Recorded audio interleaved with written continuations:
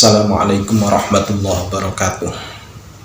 Bismillah, alhamdulillah, wassalatu wassalamu ala rasulillah Sayyidina Maulana Muhammad ibn Abdillah wa ala alihi wa sahbihi wa mawala amma ba'du. Para sahabat sekalian, dimana saja Anda berada, kembali kita bertemu di tongkrongan Bubuk Faidah, yang mana pada kesempatan hari ini kita akan membahas tentang masalah kurban nadar dan kurban wajib dan kurban sunnah. Para sahabat, hukum melaksanakan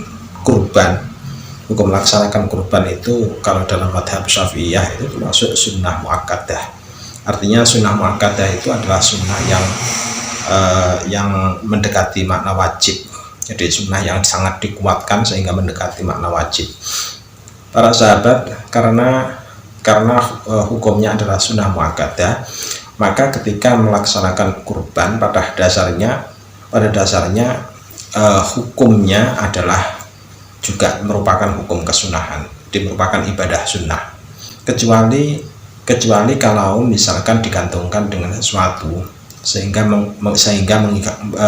menyebabkan seseorang menjadi terikat untuk melaksanakan kurban tersebut, maka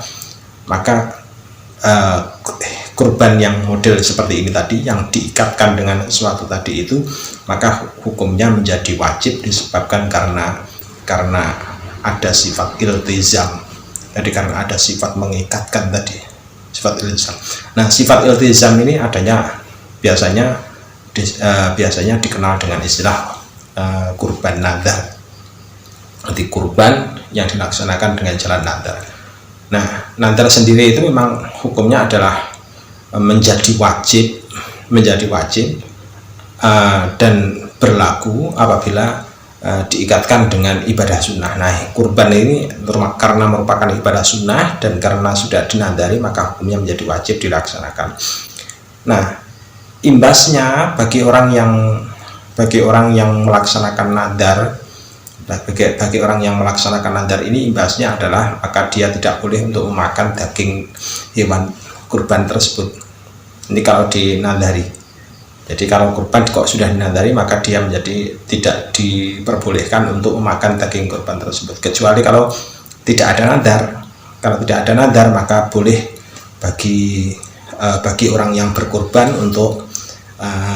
untuk memakan daging hewan kurban. Jadi masih diperbolehkan. Para sahabat sekalian, ketika berbicara masalah nadar, ada sebuah pertanyaan. Ketika ada seorang beli kambing, kemudian ditanya oleh orang lain, mau dijadikan apa kambing ini? Nah, terus kemudian rencana saya mau saya jadikan hewan kurban. Kata-kata rencana saya mau saya jadikan hewan kurban ini, apakah sudah masuk hukum nadar? Dalam hal ini kita harus kembali lagi pada konsep nadar. Bahwasanya nadar itu adalah ada nadir, ada mangdur, ada sigoh. Nah, yang maksud dengan sigoh itu adalah kullu lafdin yus'iru alal iltizam. Jadi segala bentuk lafaz atau isyarat yang menunjukkan makna pada keterikatan untuk melaksanakan perkara wajib, keterikatan untuk melaksanakan kurban. Nah, kata-kata rencana saya mau saya jadikan kurban, mau saya jadikan hewan kurban. Kata-kata rencana saya ini konotasinya adalah konotasi yang bisa jadi dilaksanakan, bisa jadi dipakai untuk hewan kurban, bisa jadi juga enggak. Nah, karena tidak ada sifat iltizam di situ, maka kata-kata yang semacam ini tidak bisa disebut sebagai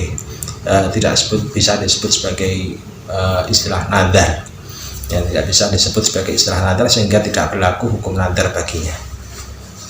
Tapi kalau misalkan ada seorang yang beritahukan, kamu kok beli kambing mau dijadikan apa misalkan? Oh, ini mau saya jadikan hewan kurban. Nah, kata-kata ini mau saya jadikan hewan kurban karena mengandung unsur ikhbar. Jadi karena mengandung unsur ikhbar, maka dalam madhab Syafi'i, hukum orang yang memberitahukan seperti ini maka sudah diputus termasuk sebagai nadar.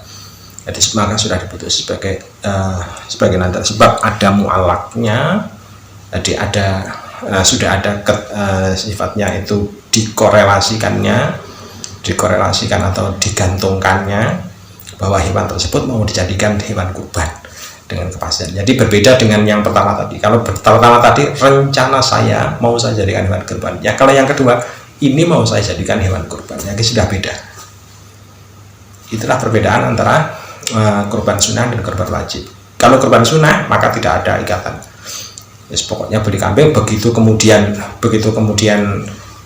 tiba waktu penyembelihan hewan kurban, terus kemudian kambing itu dibawa ke tempat penyembelihan hewan kurban dan dilaksanakan dengan niat untuk melakukan hewan kurban. Misalkan dia berdoa, ya Allah, ini adalah hewan kurbanku, maka terimalah hewan kurbanku ini, semoga menjadi amal kebaikan bagiku di dunia dan akhirat, misalkan seperti itu.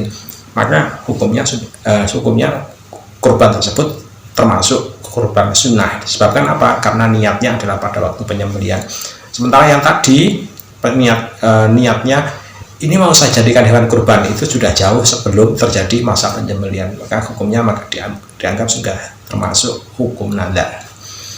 Tapi kalau ada rencana saya mau saya jadikan hewan kurban, maka ini masih belum masuk dalam kategori kurban nadar. Assalamualaikum warahmatullahi wabarakatuh.